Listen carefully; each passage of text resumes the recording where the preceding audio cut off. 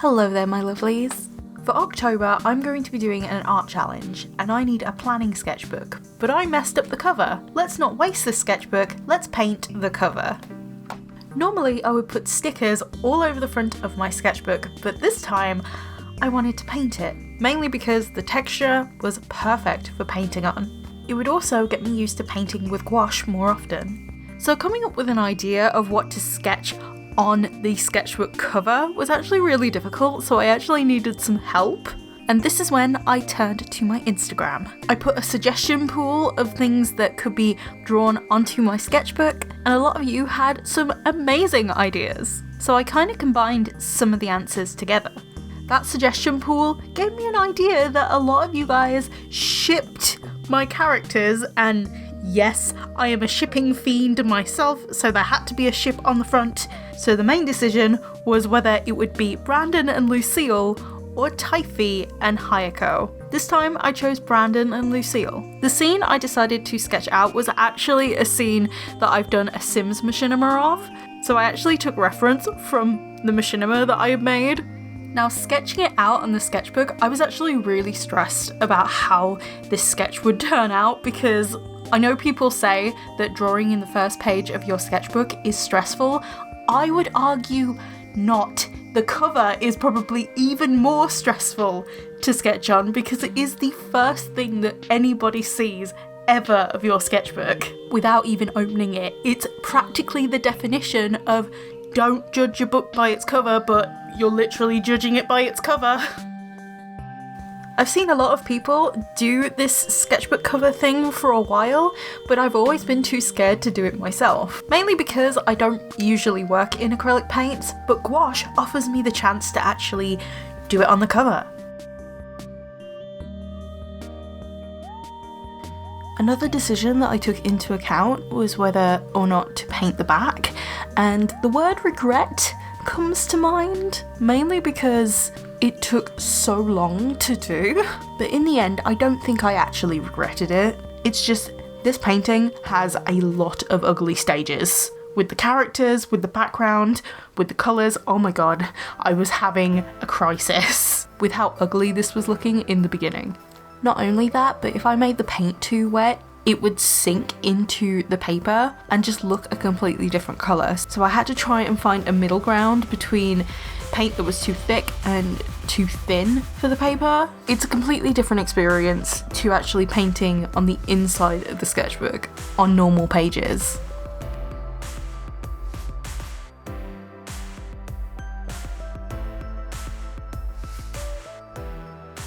So let's talk about the characters. We have Brandon and Lucille. First of all, Brandon. So the place where they are sitting is actually a beach in the kingdom of Hallie. Hallie is Brandon's kingdom that was recently reinstated. He grew up as a member of the public in Verona, so he has no idea how to be king. Everything is incredibly new to him, and just this huge responsibility was thrust upon him so suddenly.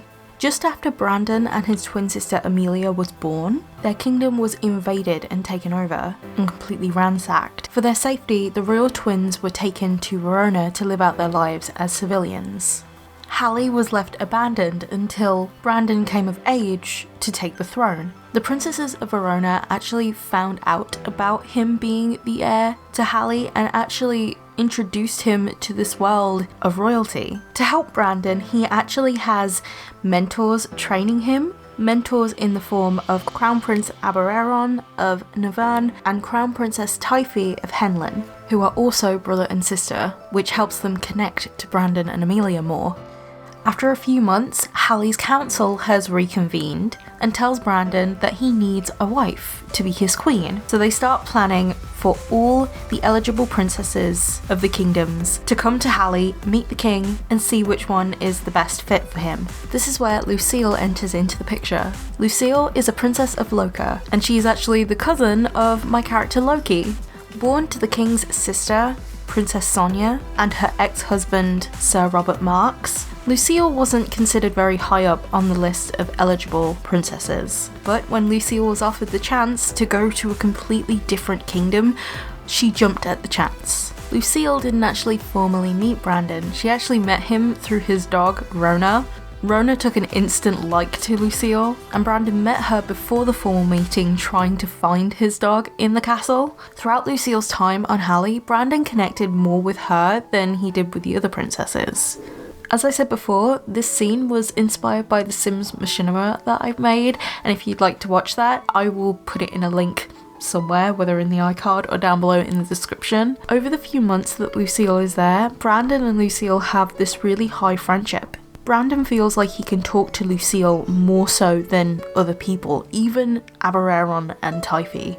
Their relationship is very much a slow burn, and it's from this point onwards that Lucille is actually called back to Loka because Loki actually returns to confront Camilla. Hearing this news, Lucille has to go back to Loka because she wants to go see her cousin again. So she leaves early, and Brandon and his dog Rona are left really sad about this. But they will end up meeting again in the future, but that's a story for another day.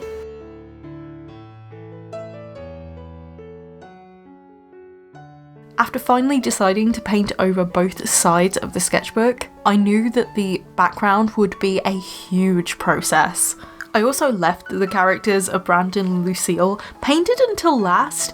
This is mainly because I was kind of scared about doing really tiny details with gouache. Gouache is really great for doing more zoomed in close-up studies, but for tiny details it is quite difficult to work with without looking clumsy. Some people might disagree with me on that fact, but I personally find it incredibly clumsy to work with tiny little details. And even though I don't really like using fine liner over the top of gouache, I knew I had to do something at the end of this piece. So I ended up using the Mangaka flexible pen. This is kind of like a little brush pen fine liner, so it didn't feel as bad on top of the gouache.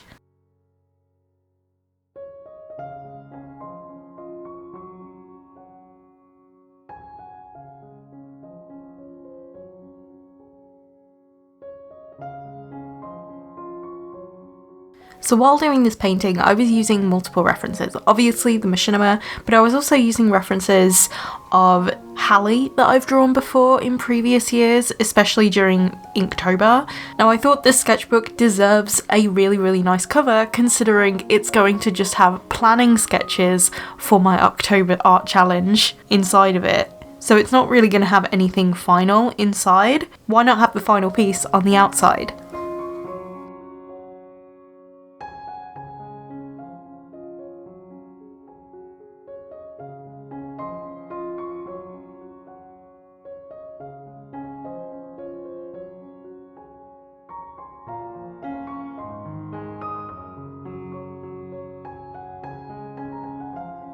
Doing the sketchbook cover really made me appreciate gouache a whole lot more.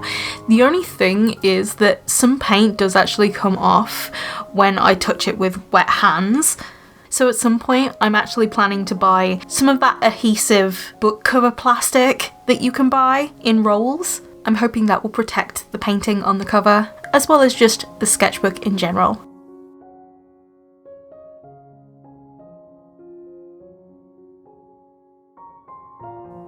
I don't know if it's just me, but I tend to throw away anything that's wrong, so this is a giant leap forward for me, actually making the most out of a mistake, and this video idea was very much a last minute one. It's just like Bob Ross would say, there are no mistakes, just happy accidents, and this just happens to be one of them.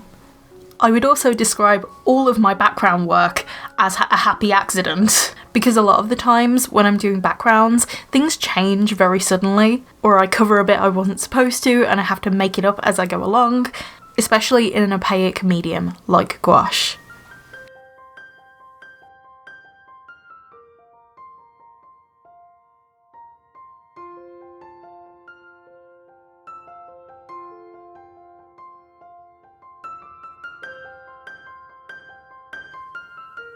But I really hope you guys enjoyed this video, but before you go, I want to know, do you like this sketchbook cover? Should I do more in the future? Because I have a lot of sketchbooks.